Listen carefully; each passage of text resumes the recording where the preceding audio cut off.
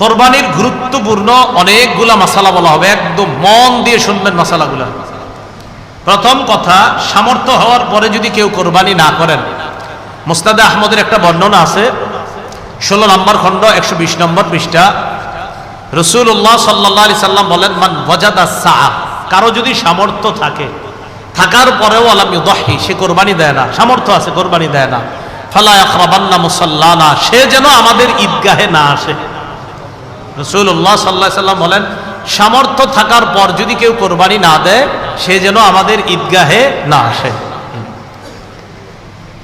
এখন কোরবানি কার উপর ওয়াজিব, খুব মন দিয়ে শুনবো আমরা। প্রাপ্তবয়স্ক সুস্থ মস্তিষ্ক সম্পন্ন ব্যক্তি, প্রাপ্তবয়স্ক সুস্থ মস্তিষ্ক সম্পন্ন ব্যক্তি, সে যদি নেসাব পরিমাণ মালের মালিক হয়, তার উপর কোরবানি দেওয়া ওয়াজিব।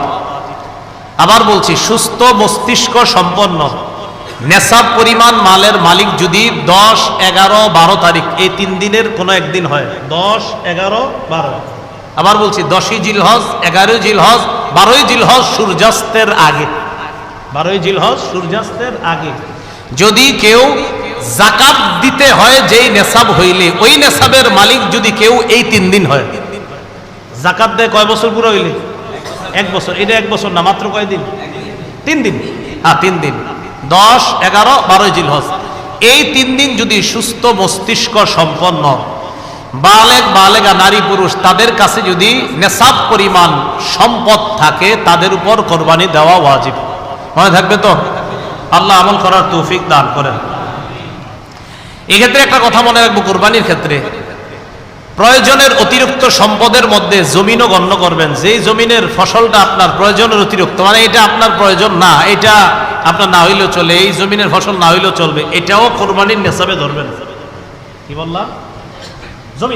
জমিনের ক্ষেত্রে প্রয়োজনের অতিরিক্ত যে জমিনগুলো আছে, কোরবানি, শুধু কোরবানির নেসাবের ক্ষেত্রে এটাকে আমরা গণ্য করব।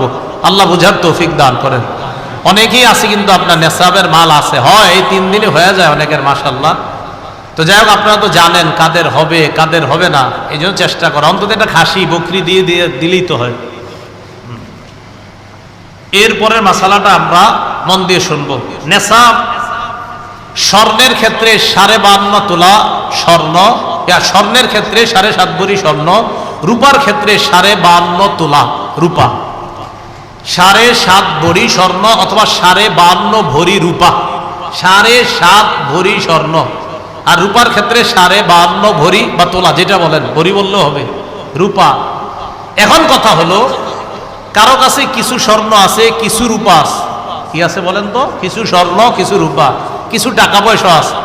এই সবগুলা মিলাইলে যদি 52.5 তোলা রূপার সমপরিমাণ হয়, কারো কাছে কিছু টাকা আছে, কিছু স্বর্ণ আছে, কিছু রূপা আছে, সবগুলা মিলাইলে তার কাছে 52.5 তোলা রূপার সমপরিমাণ অর্থ আছে, তার উপরও কোরবানি ওয়াজিব। বুঝছেন? কারো কাছে কিছু স্বর্ণ, কিছু রূপা, কিছু টাকা পয়সা, এই সবগুলা মিলাইলে যদি 52.5 তোলা রূপার সমপরিমাণ টাকা হয়, এক্ষেত্রে স্বর্ণ বলবো না, 52.5 তোলা রূপার সমপরিমাণ যদি অর্থ হয়, তার উপরও কোরবানি ওয়াজিব। আল্লাহ আমল করার তৌফিক দান করেন। মাসালা, কোরবানির নেসাবের ক্ষেত্রে যাকাতের মতো কি পূর্ণ 1 বছর থাকতে হবে? না, পূর্ণ 1 বছর থাকতে হবে না। কোরবানির নেসাব শুধুমাত্র আপনার 10, 11, 12 এই 3 দিন জিলহজের। আর জিলহজের 12 তারিখ কি পর্যন্ত জানি? হ্যাঁ, সূর্যাস্ত পর্যন্ত, এই 3 দিন। এবার আসেন নাবালেগের কোরবানি। নাবালেগের পক্ষ থেকে কোরবানি দেওয়া যাবে কিনা? নাবালেগ যদি নেসাব পরিমাণ মালের মালিক হয়, নাবালেগ যদি নেসাব পরিমাণ মালের মালিক হয়, শিশু কিশোর অথবা সুস্থ মস্তিষ্ক সম্পন্ন ব্যক্তি না, এমন ব্যক্তির টাকা পয়সা আছে। একটা ব্যক্তির মাথা ঠিক নেই, 3 তলা 4 তলা বাড়ি আছে, কথার কথা, এর নামে আছে, হয়তো অন্যরা তাকে দেখাশোনা করে, তাহলে শিশু কিশোর তাদের টাকা আছে কোরবানি দেওয়ার মতো, নেসাব পরিমাণ মালের মালিক তারা। আরেকজন যার সুস্থ মস্তিষ্ক নাই কিন্তু টাকা আছে, নেসাব পরিমাণের মাল, এই সম্পদ আছে যেটা দিয়ে কোরবানি দেওয়া যায়, তাদের উপর কোরবানি ওয়াজিব না। বলেন, তাদের উপর কোরবানি? তাহলে বলেন তো, কোনো শিশুর নেসাব পরিমাণ মাল আছে, কোরবানি ওয়াজিব না। কোন অসুস্থ, যার মস্তিষ্কটা সুস্থ না, তারও নেশাব পরিমাণ মাল আছে, কোরবানি ওয়াজিব। কারণ কোত্থেকে বের হয়েছে? বর্তমান হিসাব অনুযায়ী প্রায় 78 কিলোমিটারের কাছাকাছি। 78 কিলোমিটার, কিলো, যেটা আপনাদের রাস্তাঘাটে এখন লাগায় রাখে কিলো, তাহলে 48 মাইল, বলেন 48 মাইল, আর কিলো হইলে প্রায় 78 কিলোর কাছাকাছি। যদিও 72 কিলো অনেকে বলে, কিন্তু আসল সম্ভবত আপনার সঠিক মাসালাটা হবে 78 কিলোর কাছাকাছি হওয়া। এরপর ওলামায়ে কেরাম আছেন, তাহকিক করার তো অবশ্যই সুযোগও থাকে। তো যাই হোক, 48 মাইল তো মনে থাকবে, 48 মাইল, এটা ঠিক আছে। তো কেউ 48 মাইল দূরত্বে যাওয়ার নিয়ত করে গন্তব্য থেকে বের হয়েছে, আর কিলো অনুযায়ী বললাম কত, প্রায় 78 কিলোমিটার। এই পরিমাণ যাওয়ার নিয়তে বের হয়েছে, তার উপর কোরবানি ওয়াজিব না, তার উপর কোরবানি ওয়াজিব না, না তার উপর কোরবানি ওয়াজিব না। এরকম মুসাফিরের উপর কোরবানি ওয়াজিব না। নাবালেগের পক্ষ থেকে যদি বাপ কোরবানি দিয়ে দেয়, কোনো বাবা টাকা সে তার নাবালেগ সন্তানের পক্ষ থেকে যদি কোরবানি দেয়, হয়ে যাবে, সওয়াব হবে, আদায় হবে। কোন বাবা তার নাবালেগ সন্তানের পক্ষ থেকে কোরবানি দিলে কোরবানি হয়ে যাবে। বলেন এটা মুস্তাহাব, বলেন হুকুমটা কি? এই আমলটা যে করবে বাবা শিশুর পক্ষ থেকে, এটার নাম ওয়াজিব হবে না মুস্তাহাব? হ্যাঁ, মুস্তাহাব। কোন নাবালেগের পক্ষ থেকে তার বাবা যদি কোরবানি দিয়ে দেয়, বলেন তো আপনারা এটার হুকুমটা কি হবে? মুস্তাহাব। মাশাআল্লাহ। দরিদ্র ব্যক্তির কোরবানির হুকুম, এটা একটু মন দিয়ে শুনেন। দরিদ্র ব্যক্তির কোরবানির হুকুমটা খুব মন দিয়ে শুনেন। প্রথম কথা, দরিদ্র ব্যক্তির উপর কোরবানি ওয়াজিব না, কারণ তার কাছে নেশাব পরিমাণ সম্পদ নাই। কিন্তু যদি সে কোরবানি করার নিয়তে কোনো পশু ক্রয় করে, আপনি কে কইছে কিনতে, কিন্তু আপনি কিনছেন, দরিদ্র ব্যক্তি, তার উপর কোরবানি ওয়াজিব না, কিন্তু উনি কোরবানির নিয়তে একটা পশু কিনছে, তাহলে কোরবানি ওয়াজিব হয়ে যাবে এটা দেওয়া। দরিদ্র ব্যক্তি যার উপর কোরবানি ওয়াজিব না, তিনি যদি কোরবানির নিয়তে পশু ক্রয় করে, তার জন্য এই কোরবানি পশুটা কোরবানি করা ওয়াজিব হয়ে যায়। মনে থাকবেনি? তাহলে বলেন তো, দরিদ্র ব্যক্তির উপর কি কোরবানি ওয়াজিব না? যদি কিনে, তাহলে ওই পশু কোরবানি করা কি হয়ে যায়? ওয়াজিব হয়ে যায়। আল্লাহ বুঝার তৌফিক দান করেন। কেউ কোরবানির দিনগুলোতে যদি আপনার ওয়াজিব কোরবানি দিতে না পারে, কার উপর কোরবানি ওয়াজিব হয়েছে, 10, 11, 12 সূর্যাস্ত পর্যন্ত আপনার কেউ যদি কোরবানি দিতে না পারে, আবার বলছি, কেউ যদি কোরবানির দিনগুলোতে ওয়াজিব কোরবানি দিতে না পারে, কোরবানি ওয়াজিব কিন্তু আপনি দিতে পারেন নাই, ইতিমধ্যে কোরবানির দিন শেষ হয়ে গেছে, 10 গেল, 11 গেল, 12 চলে গেছে, শেষ, কিন্তু আপনার উপর ওয়াজিব ছিল, দেন নাই, এখন কি করবেন? এখন আপনি একটা ভালো মানের খাসির সমপরিমাণ মূল্য সদকা করে দিবেন। একটা ভালো মানের খাসির সমপরিমাণ মূল্য, এখনো কিনেন নাই, পশু কিনেন নাই। ও, এক্ষেত্রে মনে রাখবেন, আপনার উপর কোরবানি ওয়াজিব, এখনো আপনি পশু ক্রয় করেননি। কোরবানি ওয়াজিব হয়েছে কিন্তু পশু কিনেন নাই। ইতিমধ্যে 10 গেল, 11ই জিলহজ গেল, 12ই জিলহজ চলে গেল। এখন আপনি কোরবানির পশু কিনেন নাই, কোরবানিও দেন নাই, সেক্ষেত্রে আপনি কি করবেন বলেন তো? আপনি একটা ভালো মানের ছাগলের মূল্য সদকা করে দিবেন। ছাগলের মূল্য কি করে দিবেন? সদকা করে দিবেন। এখন কথা হলো, পশু ক্রয় করছেন, পশু ক্রয় করছেন, আবার বলছি, বলেন তো, এখন যে মাসালাটা বললাম, আমি বলছি, কোন ব্যক্তি কোরবানি ওয়াজিব 10, 11, 12 এই 3 দিনের মধ্যে পশুও কিনে নাই, কোরবানিও দেয় নাই, বলেন তো কি করবে? কি সদকা করবে? একটা ছাগলের মূল্য সদকা করে দিবে। ছাগল বলি আমরা, ছাগলের মূল্য সদকা করে দিবে। এখন কথা হলো, কিনছেন, পশু কিনছেন, কিনার পরে 10, 11, 12 কোরবানি করেন নাই। আগেরটা হলো কিনেন নাই, কোরবানিও দেন নাই, এটা হলো ওয়াজিব হয়েছে, পশুও কিনছেন কিন্তু কোরবানি দেন নাই। ইতিমধ্যে 10, 11, 12 চলে গেছে, সেক্ষেত্রে কি করবেন? সেক্ষেত্রে ওই জীবিত পশুটাই সদকা করে দিবেন। সেক্ষেত্রে কি করবেন? জীবিত পশুটা। আবার মন দিয়ে বুঝেন। তাহলে এবার আপনাদেরকে জিজ্ঞাসা করি, কারণ এখানে আরেকটা মাসালা বলবো ইনশাআল্লাহ। 1 নাম্বার, কোরবানি ওয়াজিব 10, 11, 12 এই 3 দিনের মধ্যে পশু কিনেন নাই, কোরবানি দেন নাই, কি পরিমাণ মূল্য সদকা করে দিবেন? ছাগলের। আচ্ছা, আপনি কোরবানির পশু কিনছেন, 10, 11, 12 চলে গেল, কোরবানি দেন নাই, এখন কি করতে হবে? জীবিত এই পশুটা সদকা করে দিবেন। কথার কথা, 10, 11, 12 পরে ওই পশু আপনি জবাই করে ফেলছেন। এটা কিনছিলেন কোরবানির জন্য, কোরবানির জন্য কেনা পশুটা 10, 11, 12 পরে আপনি জবাই করছেন, এখন কি করবেন? ওলামায়ে কেরাম মাসালা দিল, ভাই আপনার তো মূল্য এই পশুর সমপরিমাণ মূল্য সদকা করা ওয়াজিব ছিল। ভাই না, আমি তো পশুই কিনছি। ও আচ্ছা, তাহলে তো জীবিত পশুটা দেওয়া আপনার ওয়াজিব ছিল। ভাই আমি তো জীবিত পশু দেই নাই, পশু তো আমি জবাই করছি, এখন কি করব? এখন মাসালা হলো, এই পশুর যে গোস্তগুলা, এই গোস্তগুলা আপনি সদকা করে দিবেন। তবে সদকা করার সময় মাপতে হবে। মাপার পর দেখবেন কত টাকা হয়। যদি দেখেন পশু কিনছিলেন 20,000 টাকা দিয়া, গোস্ত মাইপা দেখেন 18,000, তাহলে পশুর এই গোস্ত 18,000-এর সমপরিমাণ গোস্ত সদকা করার পর আরো 2,000 টাকা সদকা করবেন। আল্লাহ জানে, বুঝছেন? বুঝছেন, মনে হয় বুঝছেন। বুঝছেন? হ্যাঁ, বুঝছেন না? আচ্ছা, বুঝলে আলহামদুলিল্লাহ। পশু কিনছেন, কেনার পরে কোরবানি দেন নাই, এখন 10, 11, 12 পরে জবাই করছেন। ওলামায়ে কেরাম বলছে, আপনি এটা জবাই করলেন কেন? জীবিত সদকা করে দিতেন। হুজুর আমি তো ভুল করে ফেলছি, কি করবো এখন? ও আচ্ছা ঠিক আছে, গোস্তগুলাই সদকা করে দেন। এখন আপনি গোস্তগুলা মাপছেন, মাইপা দেখলেন এই গোস্ত বর্তমানে 18,000, কথার কথা 18,000 হয়, কিন্তু পশু কিনছিলেন 20,000 টাকা দিয়া, তো 20,000 হইতে আরো বাকি কত? এই গোস্ত সদকা করার পর আরো 2,000 টাকা সদকা করতে। বুঝেননি? আচ্ছা আচ্ছা, আল্লাহ বুঝার তৌফিক দান করুন। ঠিক আছে, এই মাসালাগুলো খুব আপনারা মনে রাখার চেষ্টা করবেন। কোরবানি প্রথম দিনে করাই উত্তম। বলেন, কোরবানি প্রথম দিনে করা উত্তম, অর্থাৎ 10 জিলহজ কোরবানি প্রথম দিনে করা উত্তম।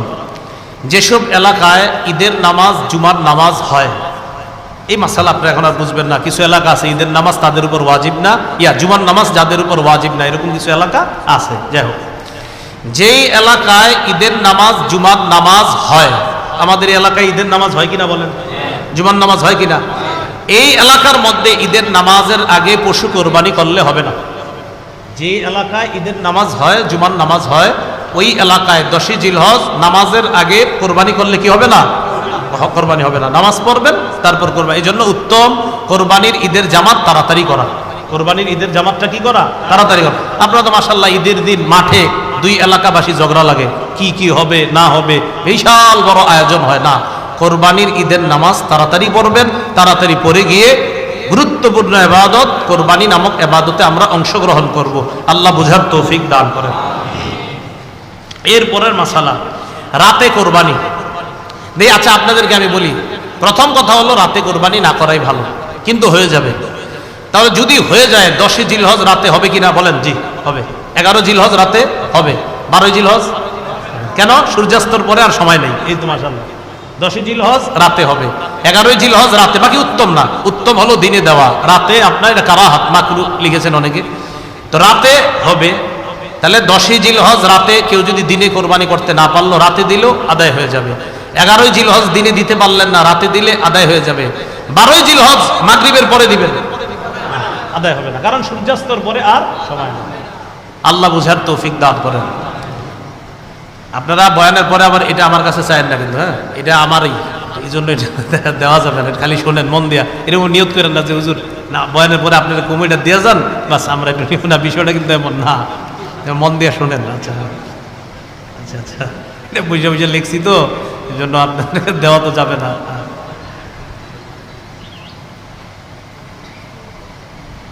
পশুর কোরবানি করার ক্ষেত্রে একজন ধনী মানুষ পশু কিনছে, আর একজন গরিব মানুষের উপর তো কোরবানি ওয়াজিব না। খুব মন দিয়ে শোনেন, ধনী মানুষ পশু কিনছে, কেনার পর চুরি হয়ে গেছে, হারায় গেছে। ধনী মানুষ পশু কিনছে, কেনার পর চুরি হয়ে গেছে, হারায় গেছে। তো মাশাআল্লাহ তিনি আরেকটা কিনবেন, বাস কেনার পর এখন কিছুদিন পরে হারানো পশুটা ফিরে আসছে, চোরে দিয়ে গেছে বা কোনোভাবে ফিরে আসছে। এটা কিনছেন, হারায় গেছে, চুরি হয়ে গেছে। কিছুদিন পর চুরিকৃত পশুটা ফিরে আসছে, আবার এদিক দিয়ে আরেকটা কিনছেন, এখন পশু হইল কয়টা? 2টা। এক্ষেত্রে আপনার ইচ্ছা, আপনি যেটা মন চায় এটা কোরবানি দিবেন, 2টার একটা কোরবানি দিয়ে দিলেই হয়ে যাবে। কিন্তু গরিব মানুষ, ওনার উপর কোরবানি ওয়াজিব ছিল না, উনি কিনছে। বলেন উনি কি করছে? কিনছে। এখন উনি কেনার পর ওনার পশুটা চুরি হয়ে গেছে, তার উপর আর কোরবানি ওয়াজিব না, কারণ লা ইউকাল্লিফুল্লাহু নাফসান ইল্লা উসআহা, যেহেতু তার উপর এটা চাপাচাপি করা হবে না। তো তিনি কিনছিলেন, কেনার পর এটা হারায় গেছে। এখন উনি কি করছে? আরেকটা কিনছে। ওনার উপর ওয়াজিব ছিল না, কিন্তু আরেকটা কিনছে। প্রথমটাই কিনা ওনার জরুরি ছিল না, কিন্তু প্রথমটা কিনছে। কেনার পর চুরি হইল, চুরি হওয়ার পর উনি আরেকটা কিনছেন। আরেকটা কেনার পর চুরিকৃত পশুটা ফিরে আসছে, তাহলে ধনী মানুষের পশু হয়ে গেল দুইটা, একটা দিলে হয়ে যায়। গরিব মানুষ যেটা প্রথমে কোরবানির নিয়তে কিনছে, এটা হারিয়ে যাওয়ার পর তিনি নিজে থেকে আরেকটা কিনছে, কেনার পর হারানো পশুটা ফিরে আসছে, এখন হইল কটা পশু? দুটোটা কোরবানি করতে হবে। আপনি কে কইছে প্রথমটা ইয়া করে? আপনি তো দুটোটাই ওয়াজিব। আল্লাহ জানে, বুঝছেন নি? আচ্ছা, আল্লাহ বুঝার তৌফিক দান করেন। দুটোটা কোরবানি করা ওয়াজিব, কারণ ওনার উপর তো ছিল না বাধ্যবাধকতা। উনি প্রথমটাও বাধ্য ছিল না, কিনছে, দ্বিতীয়টাও উনি বাধ্য ছিলেন না, এরপরেও কিনছে, আবার প্রথমটা ফিরে আসছে, তো দুইটা আসছে, কি হয়েছে? তুমি দুটোটাই দিবে। এটাই ইসলামী শরীয়ত, বুঝতে হবে। পশুর গুণাগুণ খুব মন দিয়ে শুনবো আমরা। আল্লাহ আল্লাহ। ওট, গরু, মহিষ, ছাগল, ভেড়া ও দুম্বা দ্বারা কোরবানি করা জায়েজ। বলেন ওট, বলেন সবাই ওট। গরু, মহিষ, ছাগল, ভেড়া, দুম্বা, এগুলো দ্বারা কোরবানি করা কি আছে? জায়েজ আছে। গৃহপালিত পশু ছাড়া অন্যান্য পশু, বলেন তো আমার সাথে, গৃহপালিত পশু ছাড়া অন্যান্য পশু, বলেন যেমন হরিণ, বন্য গরু, এগুলো দ্বারা কোরবানি জায়েজ নেই। গৃহপালিত পশু ছাড়া, যেমন হরিণ, বন্য গরু ইত্যাদি, এগুলো দ্বারা কোরবানি দেওয়া কি নাই? জায়েজ নাই। আল্লাহ। এখন কথা হলো কোরবানির ক্ষেত্রে নারী পুরুষ, নারী পুরুষ মানে গরু, গাবি, ছাগল, খাসি, যেই পশু দ্বারা কোরবানি করা জায়েজ, সেটা নর হোক নারী হোক, সেটা নর হোক নারী হোক, যেই পশু দ্বারা কোরবানি করা জায়েজ, এটা নর হোক নারী হোক, এটা দ্বারা কোরবানি করা জায়েজ। বলেন তো আপনারা, যেই পশু, এটা গরু হোক, তো গরুর মধ্যে এটা নর নারী দুটোটা দ্বারা কোরবানি করা কি আছে? ছাগলের মধ্যে আপনার বকরি, খাসি, উভয়টা দ্বারা কোরবানি করা জায়েজ আছে। তাহলে এই ক্ষেত্রে আপনার ওই নারী পুরুষ ওই কথা বলা বা এগুলা করা, এগুলো কোনো সমস্যা নেই, জায়েজ আছে। এখন ওট, ওটের কমপক্ষে 5 বছর বয়স হতে হবে। বলেন ওট কমপক্ষে কয় বছর বয়স হবে? 5 বছর বয়স হতে হবে। গরু, মহিষ কমপক্ষে 2 বছরের হতে হবে। আমাদের বাংলাদেশে বলেন গরু, মহিষ কমপক্ষে কয় বছর? 2 বছর। ছাগল, ভেড়া কমপক্ষে 1 বছর হতে হবে। ওট কয় বছর? গরু কয় বছর? মহিষ, ছাগল, ভেড়া, দুম্বা 1 বছর কমপক্ষে হতে হবে। ভেড়া, দুম্বা যদি 1 বছরের কম হয়, ভেড়া, দুম্বা যদি 1 বছরের কম হয়, কিন্তু দেখতে এমন হৃষ্টপুষ্ট মনে হয়, যেটারে দেখলে 1 বছরের মতো মনে হয়। ভেড়া, দুম্বা 1 বছরের কম বয়স, কিন্তু দেখতে মনে হয় 1 বছরের মতো, হৃষ্টপুষ্ট। কথা বুঝছেন নি? আচ্ছা, আগে আবার বলেন, ভেড়া, দুম্বা, ছাগল সাধারণত নিয়ম কয় বছর হওয়া?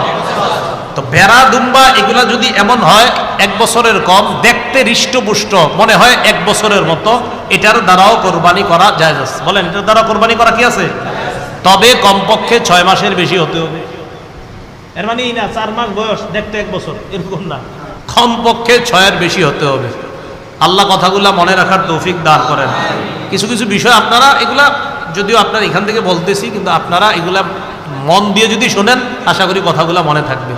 দিয়ে আপনাদেরকে একটু আগের থেকে জিজ্ঞাই, বলেন তো, ধনী মানুষ একটা গরু কেনার পর হারায় গেছে, আরেকটা ফিরে আসছে, এখন সে কয়টা কোরবানি দিবে? গরিব মানুষ একটা কিনছে, কেনার পর চুরি হয়েছে, আবার আরেকটা কিনছে, কেনার পর আরেকটা ফিরে আসছে, 2টা, এখন কয়টা দিবে কোরবানি? 2টা। তো মাশাআল্লাহ, এগুলো মনে থাকবে না ইনশাআল্লাহ। ওট কয় বছর? গরু, মহিষ, মহিষ কয় বছর? 2 বছর। কোরবানি কয় তারিখে? 10, 11, 12, সূর্যাস্ত আগ পর্যন্ত। 12 তারিখ সূর্যাস্তের রাতে কোরবানি দেওয়া জায়েজ নি? উত্তম কখন? দিনে দেওয়া। আচ্ছা, কথাগুলো মনে রাখবেন। এক পশুতে শরীকের সংখ্যা, শরীকে কোরবানি দিন আমরা, শরীকে কোরবানি।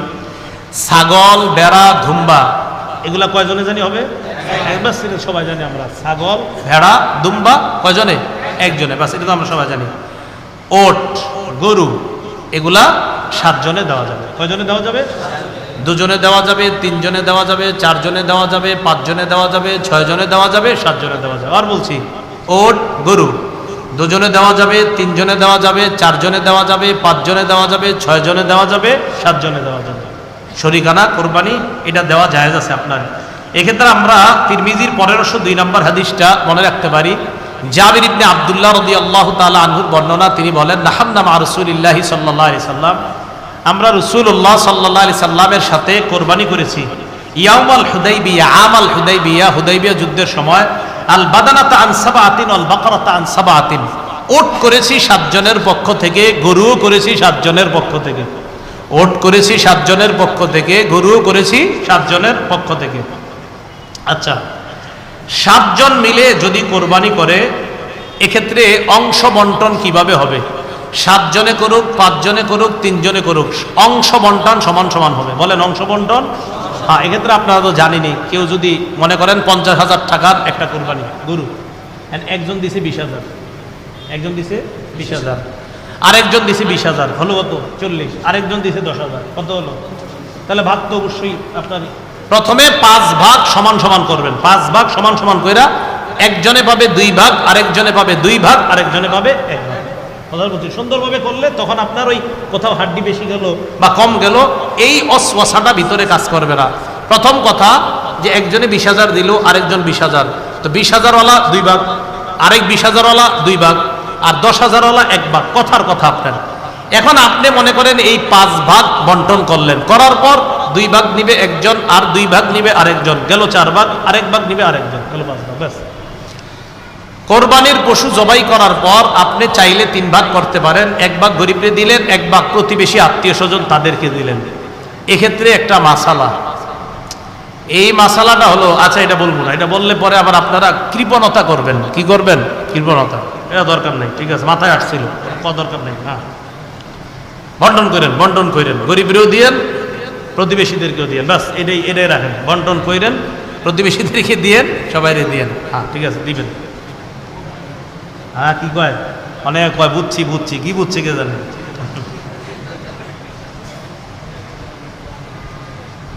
হ্যাঁ, কি বুঝছে? আচ্ছা আচ্ছা। নিয়ত, কোন অংশীদারের নিয়তে যদি উল্টা পাল্টা থাকে, কোন অংশীদারের নিয়তে যদি উল্টা পাল্টা থাকে, তিনি যদি নিয়ত করে আমার নিয়ত শুধুমাত্রই গোস্ত খাওয়া, আল্লাহরে খুশি করার উদ্দেশ্য এই নিয়ত যদি না থাকে, তাহলে তার কোরবানি সহি হবে না। তার কোরবানি কি হবে না? সহি হবে না। এই ব্যক্তিকে অংশীদার যদি আমরা বানাই, শরীকদের কারো কোরবানি সহি হবে না। কোন ব্যক্তির নিয়ত গলত, শুধু গোস্ত খাওয়ার নিয়ত, তিনি একা কোরবানি দিলেও কোরবানি হবে না। তারে যদি শরীক বানাই, শরীকদের কারো কোরবানি হবে না। আল্লাহ এই জাতীয় শরীক থেকে বাঁচার তৌফিক দান করেন।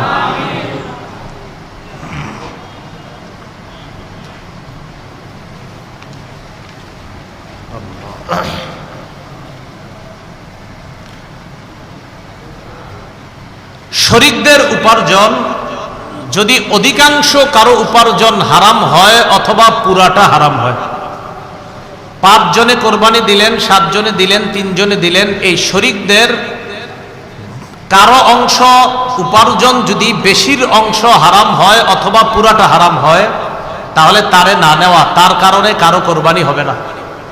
শরীকদের মধ্যে কারো পুরা অংশ যদি হারাম হয় অথবা বেশি অংশ যদি হারাম হয়, তাকে নিবেন না। তাকে নিলে কারো কোরবানি হবে না। খুব ভালো করে মনে রাখবো।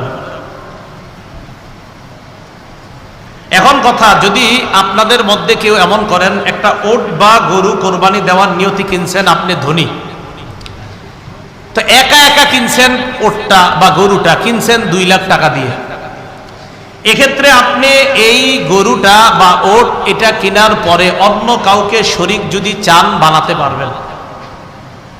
কোন ধনী মানুষ যদি একা একটা পশু কিনেন, কেনার পরে যদি আপনি কাউকে শরীক বানাইতে চান, অনেক বড় অঙ্ক দিয়ে কিনছেন, কেনার পর যদি শরীক বানাতে চান, তাহলে শরীক করা যাবে কিনা? হ্যাঁ, শরীক করা যাবে। তবে এক্ষেত্রে একটা কথা আপনাকে বলি, আমি 2 লক্ষ টাকা দিয়ে একটা গরু কিনলাম, এখন আপনাদের একজনকে আমি শরীক বানাইলাম। কত টাকা? 20,000 টাকা দিয়ে শরীক হয়েছেন, তাহলে আমার 1,80,000, আপনার 20। এক্ষেত্রে আসলে উত্তম হলো আপনার এই 20,000 টাকা আমি নিয়ে সৎকা করে দেওয়া উত্তম। এটা আমি সৎকা করে দেওয়া উত্তম। কথার কথা, যদি না দেই হবে উত্তম, উত্তম সৎকা করা উত্তম, না করলেও সমস্যা নাই। বাকি তাকে যেহেতু শরীক বানাইলাম, আপনার গোস্ত ইত্যাদি সে খেতে পারবে, এটা কোনো সমস্যা নেই। বাকি উত্তম হলো ওনার এই অংশটা, এতটুকু অংশ আমি সৎকা, কারণ আমি প্রথমে একা দেওয়ার নিয়তি কিনছিলাম, অনেকজনের শরীক বানাইছি, উত্তম হলো ওনার টাকাটা সৎকা করে দেয়, বাকি গোস্ত কিন্তু খাওয়া যাবে। আবার সৎকা যদি নাও করা জায়েজ আছে, টাকাটা যদি সৎকা না করে তাও জায়েজ আছে। আরেকটা মাসালা আমরা খুব মন দিয়ে শুনবো, কোরবানির পশু কেমন হওয়া উচিত? কোরবানির পশু হৃষ্টপুষ্ট হওয়া উত্তম। বলেন কোরবানির পশু কি হওয়া উত্তম? তিরমিজি শরীফের 1496 নম্বর হাদিসের বর্ণনা, আবু সাঈদ খুদরি রাদিয়াল্লাহু তাআলা আনহুর বর্ণনা, দহা রাসূলুল্লাহ সাল্লাল্লাহু আলাইহি ওয়াসাল্লাম বিকাবশিন আকরানা ফাহিলিন, রাসূলুল্লাহ সাল্লাল্লাহু আলাইহি ওয়াসাল্লাম শিং বিশিষ্ট মোটা তাজা হৃষ্টপুষ্ট একটা দুম্বা কোরবানি করলেন। কি করলেন? হৃষ্টপুষ্ট শিং বিশিষ্ট আপনার একটা প্রাণী কোরবানি করলেন। খোরা পশুর কোরবানি, খোরা বুঝেননি? হ্যাঁ, ল্যাংরা পশুর কোরবানি খুব মন দিয়ে শুনবেন। যেই পশু 3 পায়ে চলতে পারে, 1 পা মাটিতে রাখতে পারে না অথবা ভর করতে পারে না, যে পশু 3 পায়ে চলতে পারে, পা কয়টা? 3 পায়ে চলে, 1 পায়ে চলতে পারে না অথবা পা মাটিতে রাখতে পারে না, এমন পশু দিয়ে কোরবানি করা জায়েজ নেই। এমন পশু দিয়ে কোরবানি করা কি নাই? জায়েজ নাই। তিরমিজির 1497 নাম্বার হাদিসের মধ্যে আছে, হেদায়া যারা পড়ছেন এই হাদিসগুলো একদম ওখানে খুব সুন্দরভাবে আসছে, দেখবেন হেদায়া রাবের মধ্যে, রাবে মনে হয় না, সালেস না রাবে হবে, মনে নেই এখন, হেদায়া রাবি হওয়ার কথা, একদম দেখবেন একের পর এক। মাসালাগুলো তো তালেব ইলমদের পুরো মুখস্থ থাকা দরকার। হ্যাঁ, একদম আমার পুরো এবারত 6 মুখস্থ ছিল, মুখস্থ থাকা দরকার। হেদায়া দেখবেন ওই জায়গায় রাবে মনে হয়, কিতাবুল আব রাবে, হ্যাঁ হেদায়া রাবেতে।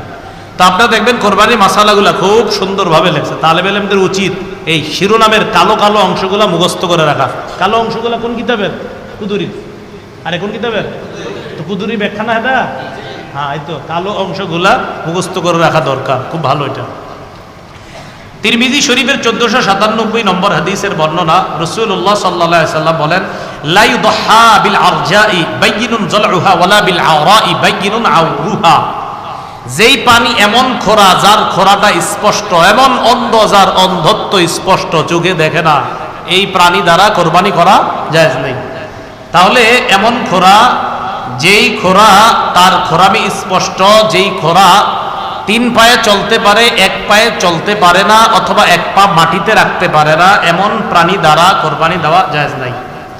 দাঁত নাই যে পশু, মন দিয়ে শোনেন, দাঁত নাই, যে পশুর একটি দাঁতও নাই অথবা এত বেশি দাঁত পড়ে গেছে ঘাস বা খাদ্য ইত্যাদি চিবিয়ে খেতে পারে না, এমন পশু দ্বারা কোরবানি করা জায়েজ নাই। আবার শুনেন, যে পশুর দাঁত একেবারে নাই অথবা এমন কিছু দাঁত আছে যেই দাঁত দ্বারা সে ঘাস বা খাদ্য চিবাতে পারে না, ভালোভাবে চিবিয়ে খেতে পারে না, এমন পশু দ্বারা কোরবানি করা জায়েজ নাই। এজন্য পশু কেনার সময় চোখ চেক করবেন, কান চেক করবেন, লেজ চেক করবেন, দাঁত চেক করবেন, এগুলা ঠিক আছে কিনা, শিং চেক করবেন। আল্লাহ সকলকে পশু কেনার ক্ষেত্রে সতর্কতা অবলম্বন করার তৌফিক দান করেন। দাঁত নাই এমন পশু আমরা কোরবানি দিব না। এবার আসেন, যে পশুর শিং ভেঙে গেছে, শিং ছিল ভেঙে গেছে, এই পশুর ব্যাপারে কি মন দিয়ে শুনি। শিং যদি গোড়া থেকে ভাঙে, পশুর শিং একদম গোড়া থেকে ভাঙছে, ভাঙার কারণে তার মস্তিষ্ক ক্ষতিগ্রস্ত হয়েছে। পশুর শিং একদম গোড়া থেকে ভাঙছে, ভাঙার কারণে তার মস্তিষ্কে ক্ষতিগ্রস্ত হয়েছে, এমন পশু দ্বারা কোরবানি করা জায়েজ নেই। বলেন তো, শিং একদম উঠে গেছে, এমন ভাবে ভাঙছে যে তার মস্তিষ্কে ক্ষতিগ্রস্ত হয়েছে, এমন পশু দ্বারা কোরবানি করা কি হবে না? জায়েজ হবে না। পক্ষান্তরে যে পশুর অর্ধেক শিং বা কিছু শিং ফেটে বা ভেঙে গেছে, অর্ধেক শিং বা কিছু শিং ফেটে গেছে বা ভেঙে গেছে, অথবা একেবারেই শিং উঠে নাই, আবার বলছি শিং আছে কিছু ফাটছে বা কিছু ভেঙে গেছে, শিং আছে কিছু ফাটছে কিছু ভাঙছে, গোড়া থেকে না, উপর থেকে কিছু ফাটছে কিছু ভাঙছে, অথবা হালকা একটু ফাইটে গেছে, অথবা যে পশুর শিং একেবারে উঠে নাই, এই জাতীয় পশু দ্বারা কোরবানি করা জায়েজ আছে। কথাটা বুঝছেননি সবাই? আচ্ছা বলেন তো, যে পশুর শিং গোড়া থেকে ভাঙছে, এমন ভাবে ভাঙছে তার মস্তিষ্কে ক্ষতি হয়েছে, এই পশু দ্বারা কোরবানি? যে পশুর শিং হালকা ফাইটে গেছে, উপর থেকে হালকা ভেঙে গেছে, অথবা পশুর শিং ওঠেই নাই, এই পশু দ্বারা কোরবানি জায়েজ আছে।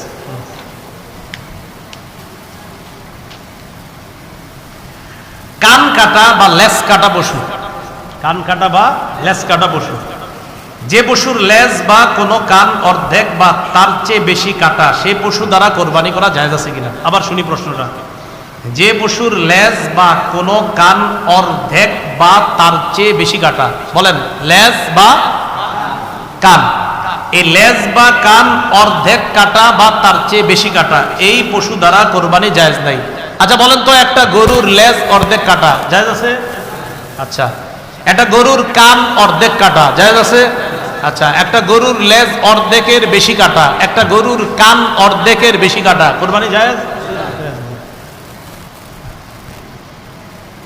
যদি অর্ধেকের বেশি লেজ থাকে, আনুমানিক 2 হাত 1 হাত,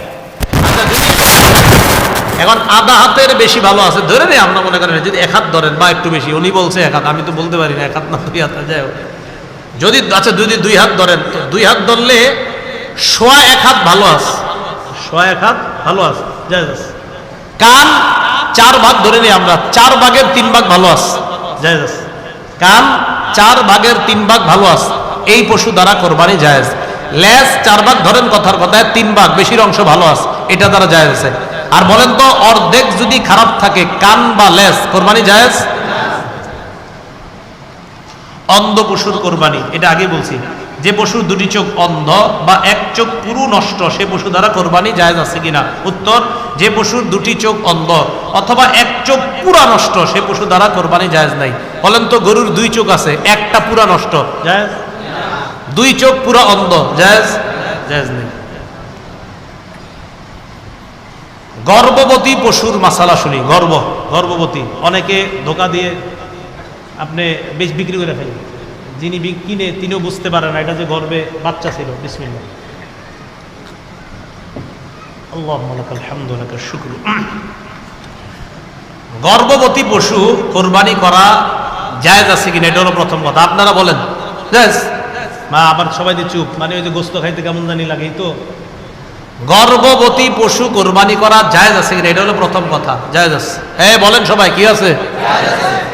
এটার পশুর গোস্ত অনেকে খাইতে চায় না, মানে জয় হওয়ার পরে, কিন্তু জায়েজ আছে। গর্ভবতী পশু কোরবানি করা কি আছে? জায়েজ আছে। জবাই করার পর বাচ্চা পেট থেকে বের হবে, এই বাচ্চা যদি জীবিত পাওয়া যায় সেটাও জবাই করে দিবেন। গর্ভবতী পশু জবাই করলেন, জবাই করার পর পেটের বাচ্চা বের হয়েছে, এটা যদি জীবিত বের হয় এটাতেও জবাই করবেন। এটাকে কি করবেন? জবাই করবেন। প্রসবের সময় এটা যদি পশুটা যদি প্রসবের সময় কাছাকাছি হয়, এই জন্য উচিত হলো আমরা মানবিক বিষয় লক্ষ্য করে এটারে কোরবানি না করাই উত্তম। কি বলেন? কোরবানি, যদিও কোরবানি দিলে কোরবানি হয়ে যাবে, কোরবানি দিলে কি কোরবানি না করা উত্তম। আরেকটা দেন, আপনি ধনী মানুষ, আরেকটা দিলে তো যে নিয়ম, আপনার 2টার একটা, তো আপনি এটা না দেন আরেকটা দেন। তাহলে যদি প্রসবের সময়টা ঘনিয়ে আসে আর এই দিক দিয়ে কোরবানির সময় ঘনায় আসছে, এক্ষেত্রে উত্তম হলো আপনি এটারে কোরবানি না কইরা, এটার প্রতি আপনি কোরবানি এখন না কইরা আপনি এটার বাচ্চাটা হবে, তো এটা উত্তম আর কি। বাকি কেউ যদি কোরবানি করে হয়ে যাবে।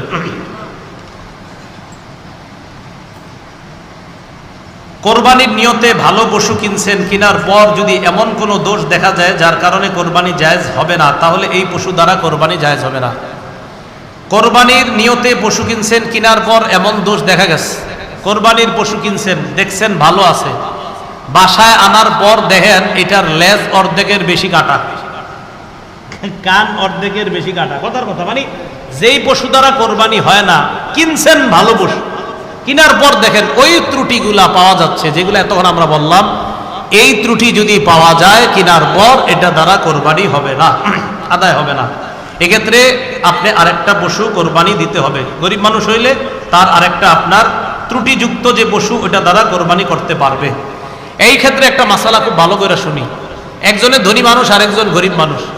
ধনী মানুষ কেনার পর ত্রুটিগুলা দেখা দিচ্ছে, তার জন্য আরেকটা পশু কিনতে হবে, এটা দ্বারা কোরবানি করা যাবে না। এক্ষেত্রে গরিবের জন্য একটু ছাড়, গরিব মানুষ এই ত্রুটিযুক্ত পশুটাই কোরবানি করতে পারবে। গরিব মানুষ ত্রুটিযুক্ত পশুটাই কোরবানি করতে পারবে, তার উপর আরেকটা লাগবে না। পশুর বয়সের ব্যাপারে বিক্রেতার কথা। আপনাদের এই বাজারের নাম কি? জানতে গরু কিনবেন, রায়পুর বাজারে আব্দুর রহিম নামক বিক্রেতা বলল, নেন হুজুর, গরুটা এটা 2 বছরের বেশি। 2 বছরের বেশি আপনার এটা বইলে বিক্রি করতে আসছে, মন দিয়ে শোনেন। বিক্রেতা যদি পশুর বয়স পূর্ণ হয়েছে বলে স্বীকার করে, বিক্রেতা স্বীকার করছে, হ্যাঁ এই পশুর বয়স, যেই পশু কোরবানি দিলে হবে ওই বয়সে এটা আপনি নিতে পারেন, এটা যদি বিক্রেতা স্বীকার করে, আর আপনারাও 3 জন গেছেন অভিজ্ঞ মানুষ, দেখাও মনে হচ্ছে না হ্যাঁ হ্যাঁ এই পশুর বয়স ঠিক আছে, বিক্রেতাও বলছে এটার বয়স 2 বছর গরু, কথার কথা, আর আপনারা 3-4 জন গেছেন, তারাও বলছেন হ্যাঁ হ্যাঁ এটা ঠিক আছে, তবে খুব সতর্ক, গরু বেচায় কিন্তু দালাল আছে অনেক, এরা আপনারে বিক্রি করার সময় বলবে না না না এটা বয়স 2 এর বেশি, হেও জানে যে এটা 1 বছরের 1.5 বছরের, এরকম জানে, এরকম অনেকে ফিট করে রাখে, যেগুলো আপনার বেচার সময় দাম উঠায় দেখবেন, এটা আপনাদেরকে বোঝানো দরকার নাই, এগুলো হয় বাজারের মধ্যে। হ্যাঁ, তো যাই হোক, তাহলে ওই বিক্রেতার কথার উপর নির্ভর করে পশু কিনা ও কোরবানি করা যাবে, এটা জায়েজ আছে। এক্ষেত্রে যদি কোনো ঝামেলা হয়, ও আল্লাহর কাছে ধরা খাবে। হ্যাঁ, বিক্রেতা ধরা খাবে। বিক্রেতা বলছে, ভাই আল্লাহর কসম আপনি বিশ্বাস করেন আমি মুসলমান, আমি মিছা কথা কই না, এই সেই বইলা বলতেছে এটার বয়স ঠিক আছে, আবার অভিজ্ঞ কয়েকজন এরাও বলতেছে বয়স ঠিক আছে, এক্ষেত্রে আপনি নিয়ে কোরবানি করবেন, কোরবানি হয়ে যাবে। কথাটা বুঝে আসছে?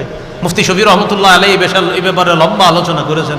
হযরতের আপনার কোরবানির কিছু ইয়াতে ওই মারিফুল কোরআনের উর্দুটা আপনারা একটু পড়েন, সেখানে হযরত লম্বা আলোচনা করেছেন। বন্ধা পশু, যেই পশুর বাচ্চা হয় না, বন্ধা পশু, এই পশু দ্বারা কোরবানি জায়েজ আছে কিনা? হ্যাঁ জায়েজ। বন্ধা পশু দ্বারা কোরবানি করা জায়েজ আছে কিনা? বন্ধা পশু দ্বারা কোরবানি করা জায়েজ আছে। জবাই কে করবে? নিজের পশু নিজে জবাই করা উত্তম, এক্ষেত্রে হুজুর হওয়া জরুরি না। ইমাম সাহেবরা রাগ হয় না, কথার কথা না না, ঠিক আছে। আবার এই ক্ষেত্রে শোনেন, ইমাম সাহেব যারা জবাই করবে তাদেরকে পারিশ্রমিক দিবেন, অবশ্যই দিবেন, হাতের কষ্ট, হাতের কামাই এটাও দিবেন। হুজুরা খুশি দিবেন, যাই হোক, এটা অবশ্যই, এটা অবশ্যই, এটা ভালো, এটা হাতের কামাই, হাতের কষ্ট, এই কষ্টের পারিশ্রমিক অবশ্যই আপনারা দিবেন।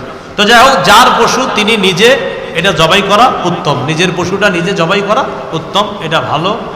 দোয়াটা পড়ে নিব আমরা, ইন্না সালাতি ওয়া নুসুকি ওয়া মাহইয়ায়া ওয়া মামাতি লিল্লাহি রাব্বিল আলামিন লা শারীকা লাহু ওয়া বিযালিকা উমিরতু আনা আউয়ালুল মুসলিমিন হলো কোরআনের আয়াত, আনা মিনাল মুসলিমিন হলো দোয়া।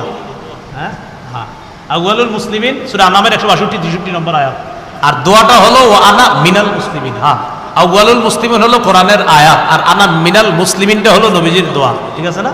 ঠিক আছে। জবাইয়ে একাধিক ব্যক্তি যদি শরীক হয়, খুব মন দিয়ে শুনবো, জবাই করার ক্ষেত্রে যদি একাধিক ব্যক্তি শরীক হয়, ওলামায়ে কেরাম যখন জবাই করতে যায়, পশুর গলার মধ্যে এভাবে না থাকেন, চাকুটা ছুরিটা রাখার পর পাশে যিনি কসাই বা কেউ থাকে, উনি কি করেন, হুজুর আপনি একটু ছোঁয়া দিয়ে যান, বাকিটা আমি দেখতেছি। আরে হয় কিনা? আচ্ছা, এদের ওলামায়ে হযরত যারা, ইমাম সাহেব যারা আপনারা করবেন, আপনারা ওই রগটা পরিপূর্ণ কাটার চেষ্টা করবেন, যেই রগটা কাটলে আপনার গরুর বা প্রাণীর প্রাণটা যায়, ওটা পর্যন্ত অন্তত যেন আমরা ওই ধারালো চাকু ছুরিটা চালাইতে পারি, এই চেষ্টাটা আমরা করব। হ্যাঁ, এক্ষেত্রে যদি আপনি কিছু শরীক হওয়ার পর কসাই অথবা এলাকার যারা আপনারা শরীক হবেন, যদি কথার কথা জবাই 2 জন যদি শরীক হন বা 3 জন শরীক হন, সেক্ষেত্রে বিসমিল্লাহ আল্লাহু আকবার দোনোজনই বলবেন। ভাই বুঝছেন নি? আপনি 2 জন শরীক হইলেন, হুজুর আপনি ছোঁয়া লাগান, আমি আছি, হুজুরে ছোঁয়া লাগাইলে হুজুরও বিসমিল্লাহ আল্লাহু আকবার বলবে, আপনি ছোঁয়া লাগাবেন, আপনিও বিসমিল্লাহ আল্লাহু আকবার বলবেন। আরে বুঝছেন নি? হ্যাঁ, বিসমিল্লাহ আল্লাহু আকবার আপনিও বলবেন। হাদিসে আছে আপনার আনাস ইবনে মালিক থেকে বর্ণনা, রাসূলুল্লাহ সাল্লাল্লাহু আলাইহি ওয়াসাল্লাম আপনার বিকাবশাইনে আমলাহাইন, দহা বিকাবশাইনে আমলাহাইন, রাসূল সাল্লাল্লাহু আলাইহি ওয়াসাল্লাম 2টা প্রাণী জবাই করেছে, সাম্মা ওয়া কাব্বারা, রাসূল সাল্লাল্লাহু আলাইহি ওয়াসাল্লাম বিসমিল্লাহ আল্লাহু আকবার বলেছেন।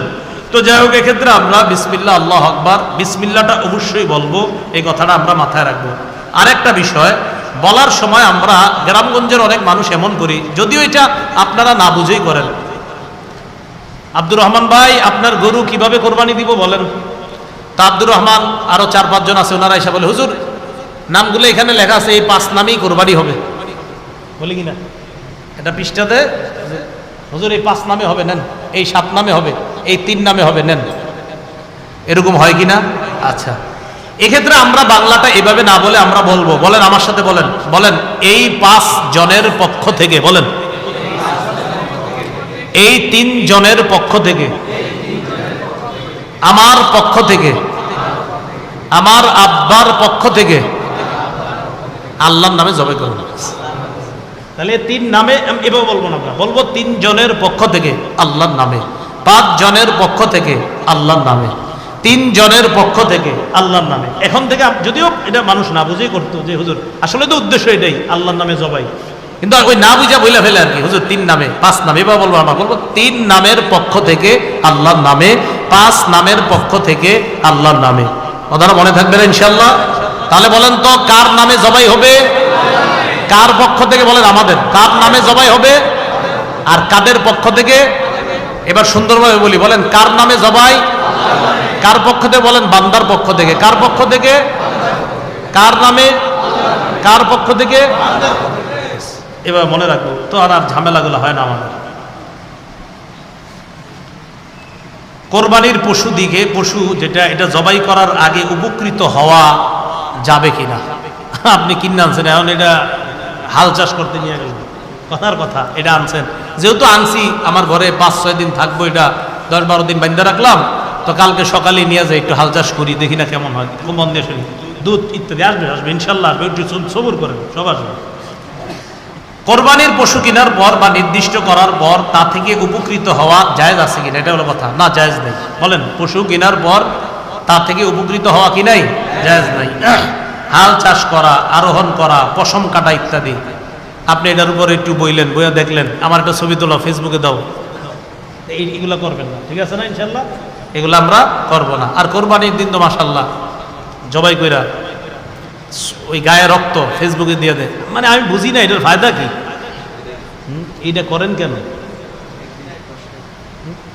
আপনি কার জন্য জবাই করছেন? পরে দেখাইলেন সবাই এই যে আমি আল্লাহর জন্য জবাই করছি।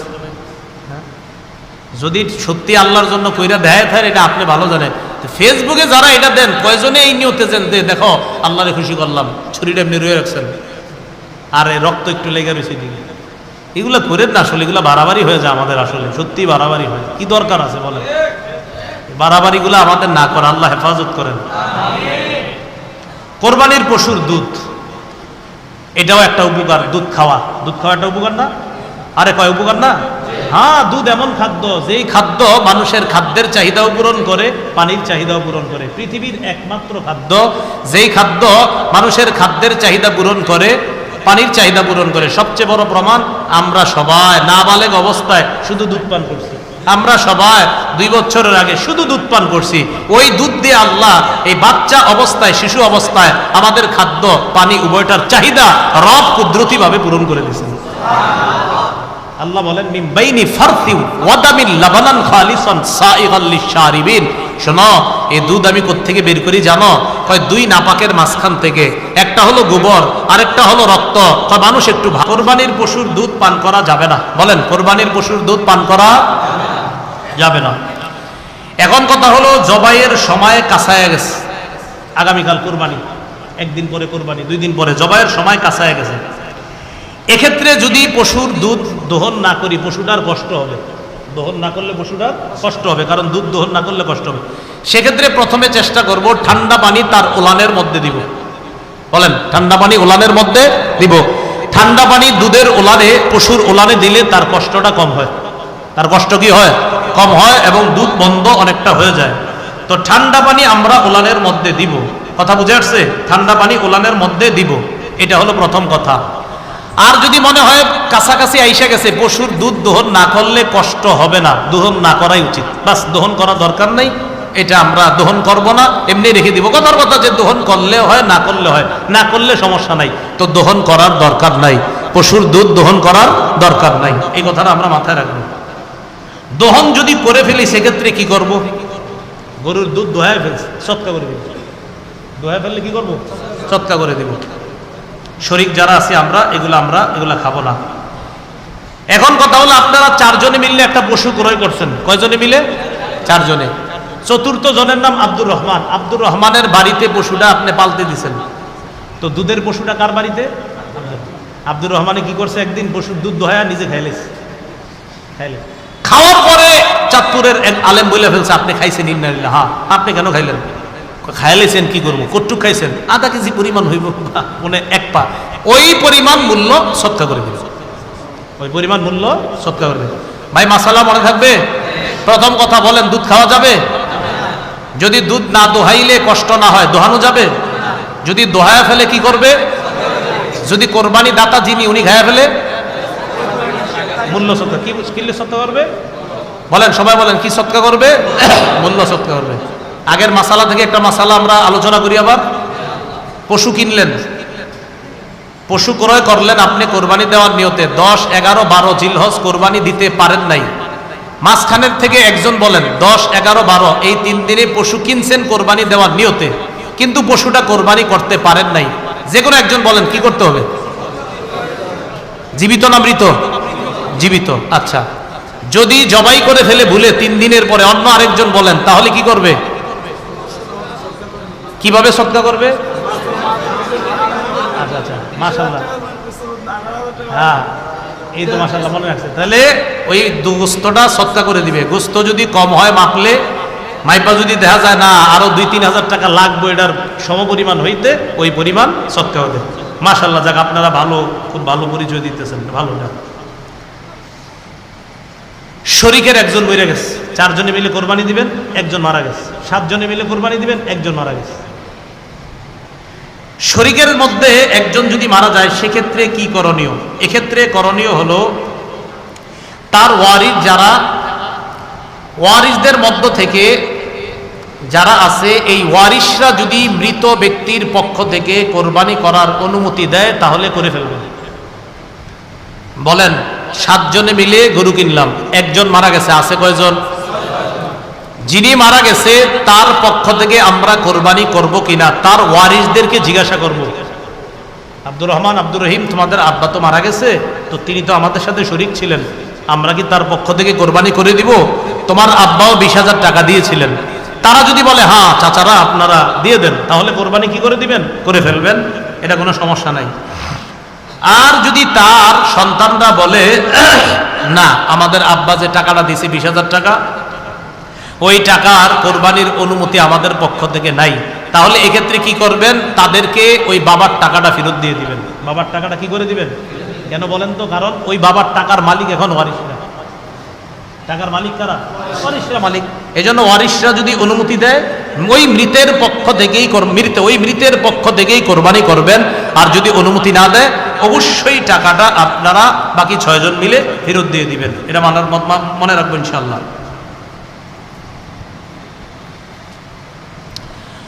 কোরবানির পশু জবাই করলেন, জবাই করার পর একটু আগে আমরা একটা মাসালা জানছি যে এটারে জীবিত জবাই করে দেওয়া, যদি জীবিত বের হয় এটাও জবাই করা।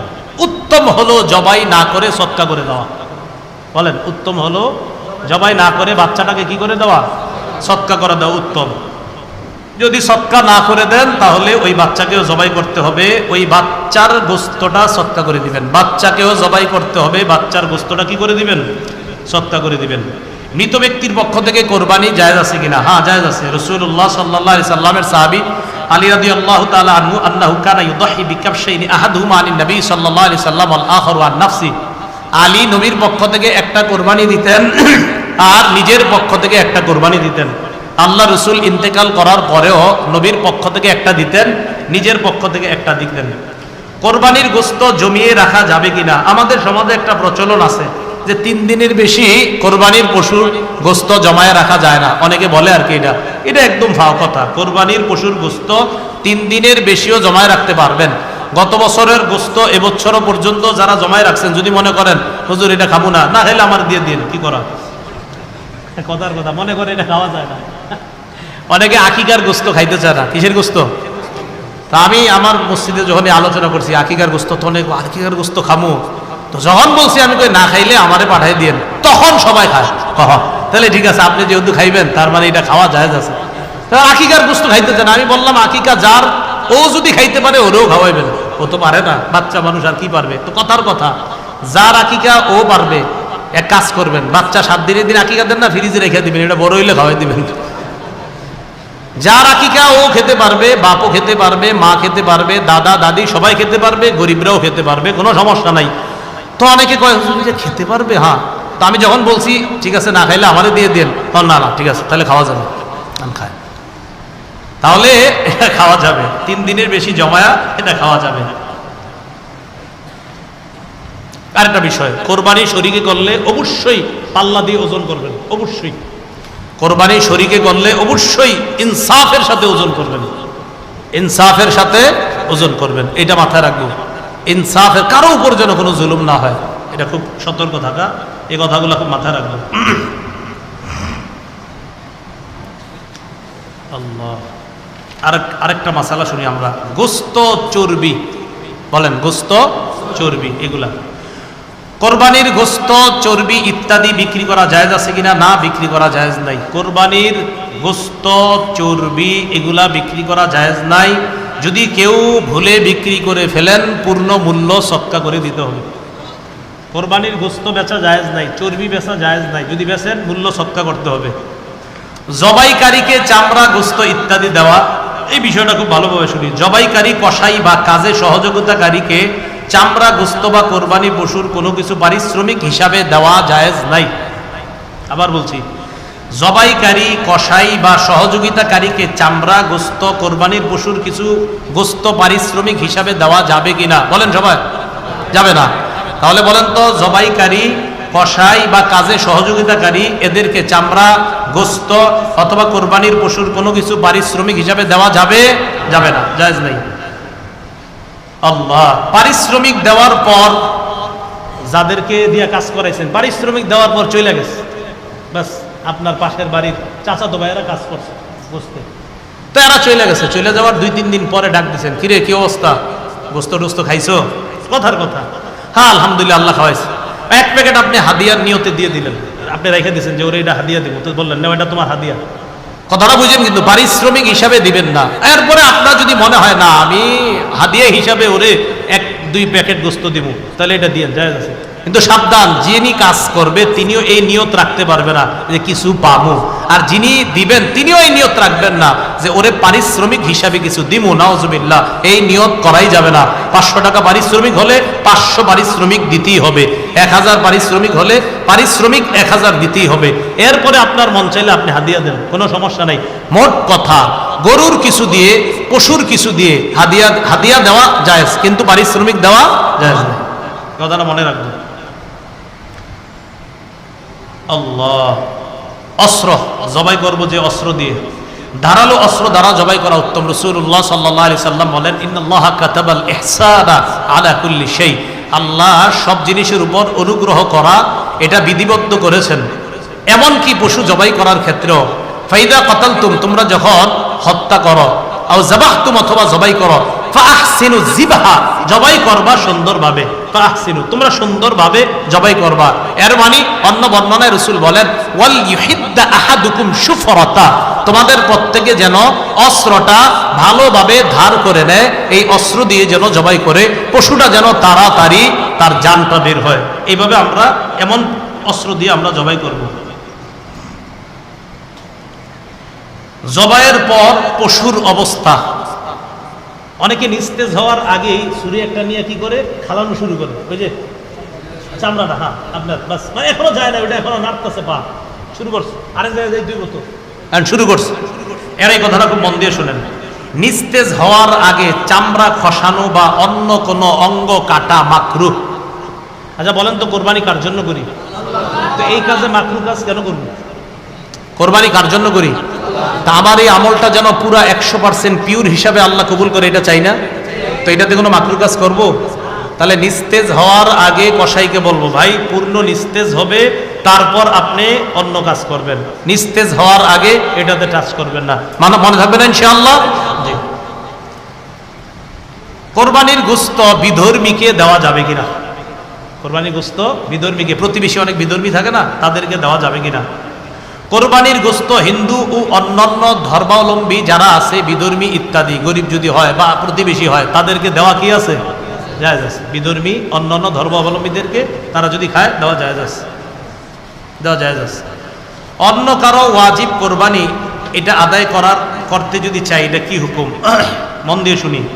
অন্যের ওয়াজিব কোরবানি দিতে চাইলে ওই ব্যক্তির অনুমতি নিতে হবে কিনা? হ্যাঁ, অন্যের ওয়াজিবকৃত কোরবানি দিতে হলে ওই ব্যক্তির অনুমতি নিতে হবে। ওই ব্যক্তির কি নিতে হবে?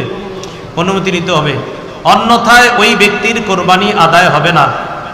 এক্ষেত্রে স্বামী বা পিতা স্ত্রী বা সন্তানের বিনা অনুমতিতে তার পক্ষ থেকে কোরবানি করে, তাহলে তাদের কোরবানি আদায় হয়ে যাবে। আবার বলছি, স্বামী বা পিতা, বলেন স্বামী বা পিতা। স্বামী হয় কার? বলেন স্ত্রীর। বলেন স্বামী হয় কার? স্বামী স্ত্রীর অনুমতি ছাড়া কোরবানি দিতে, কথা স্ত্রীও কোরবানি দিতে চাই, হয়ে যাবে। পিতা হয় কার? বলেন সন্তানের। আরে পিতা হয় কার? পিতা সন্তানের অনুমতি ছাড়া দিয়ে দিছে, হয়ে যাবে। আল্লাহ জানে, বুঝছেন নি? কোরবানি দাতার অনুমতি ছাড়া কোরবানি দেওয়া জায়েজ নেই। এক্ষেত্রে স্বামী যদি স্ত্রীর অনুমতি ছাড়া দেয়, বাবা যদি সন্তানের অনুমতি ছাড়া দেয়, জায়েজ। মনে থাকবেন ইনশাআল্লাহ? হ্যাঁ, জায়েজ। পাগল পশুর কোরবানি, পাগলা গরু আছে না, পাগল পশুর কোরবানি, পাগল পশু কোরবানি করা জায়েজ আছে। তবে যদি এমন পাগল হয় যে ঘাস পানি দিলে খায় না, মাঠেও চরে না, তাহলে সেটা দ্বারা কোরবানি জায়েজ নেই। কিছু গরুরে আমরা পাগল কইনি, দৌড় দেয়, পুরো এলাকা লাইরালায়, বাঁশতলা গাছতলা পুরো টুরে শেষ করে লায়। পাগল পশুর কোরবানি দেওয়া যায় যদি এটা ঘাস না খায় অথবা চরে টরে না খায়, তাহলে কিন্তু জায়েজ নেই। কারণ পশু পাগল হওয়ার পরেও যদি ঘাস খায়, বুঝতে হবে না ওর মধ্যে পশুত্ব আছে, মাঠে চরে বেড়ায়, এটার মধ্যে পশুত্ব আছে, মানে ও পশু, ও কোরবানির যোগ্য। কিন্তু যদি ও ঘাস খায় না, মাঠে নিয়ে চড়াইলেও অন্যান্য পশুর মতো চড়ে না, পাগলাটে আচরণ করে, ওর দ্বারা কোরবানি দেওয়া কি হবে না? জায়েজ হবে না। হ্যাঁ, প্রথম কথা, পশু দ্বারা, পাগল পশু দ্বারা কোরবানি জায়েজ। তবে যদি মাঠে না চড়ে, ঘাস না খায়, এরকম পাগল হইলে আবার এটা দ্বারা জায়েজ হবে না। কোরবানির গোস্ত খাওয়া, কোরবানি দাতার জন্য নিজের গোস্ত খাওয়া মুস্তাহাব। মাশাআল্লাহ, একটা হুকুম জানলাম, কোরবানির গোস্ত খাওয়া কি মুস্তাহাব। কোরবানির দাতা যিনি, তিনি কোরবানির গোস্তটা খাওয়া এটা মুস্তাহাব। অনেকের অ্যালার্জি থাকে, গরুর গোস্ত খান না, এটা খায়া লাইবেন কয়েক পিস, সমস্যা নেই। হ্যাঁ, ইনশাআল্লাহ কিছু হবে না, আল্লাহ ভরসা। ঋণ করে কোরবানি দেওয়া, কোরবানি ওয়াজিব এমন ব্যক্তিও ঋণের টাকা দিয়ে কোরবানি করলে ওয়াজিব আদায় হয়ে যাবে। এমনি আপনার উপর কোরবানি ওয়াজিব, আবার যদি আপনি ঋণের টাকা দিয়ে কোরবানি দেন, কথার কথা, তাও কোরবানি ওয়াজিব আদায় হয়ে যাবে। আপনি তো জানেন যে আমি ঋণ হইলে কি হবে, 5-10 লাখ টাকা আছে না, অনেকে লেনদেন করে, ওনাদের তো ব্যাপার না এটা, এই ঋণ আদান প্রদান হয়ে থাকে।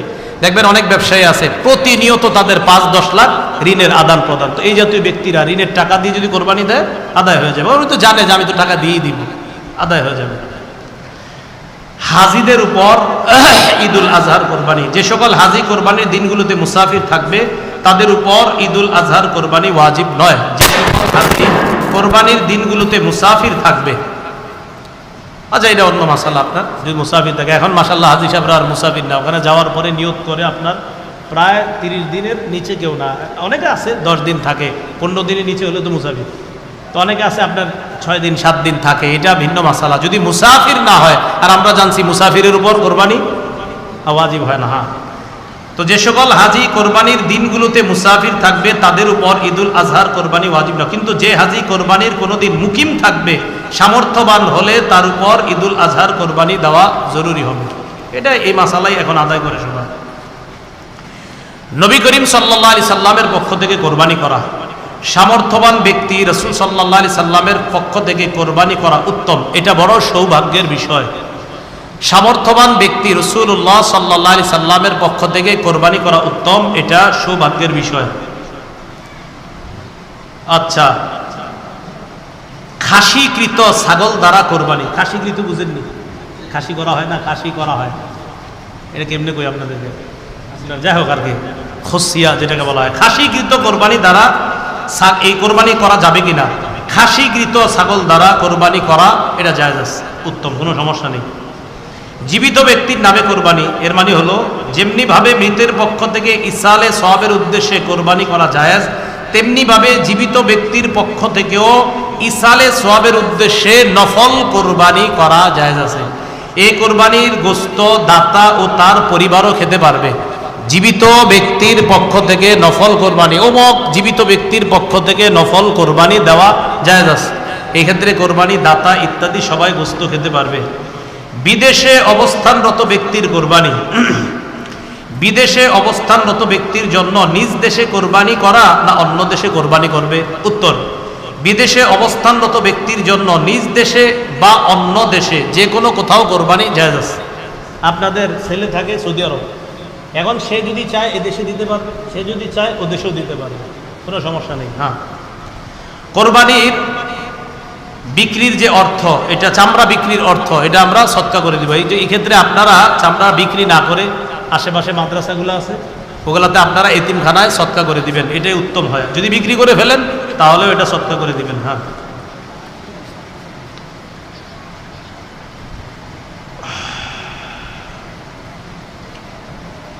আচ্ছা, ঈদুল আজহার দিন এবছর কোরবানির নিয়ত আছে কাদের কাদের? দেখি একটু, ইনশাল্লাহ, সমস্যা নেই। হ্যাঁ, আচ্ছা, ঈদুল আজহার দিন সর্বপ্রথম কোরবানির গোশত দিয়ে প্রথম খানা শুরু করা সুন্নত। ঈদুল আজহার দিন মানে আপনি কোরবানি দিবেন, তা আপনার জন্য উত্তম হলো, সুন্নত হলো সর্বপ্রথম কোরবানির গোশত দিয়ে খানা শুরু করা, এটা উত্তম।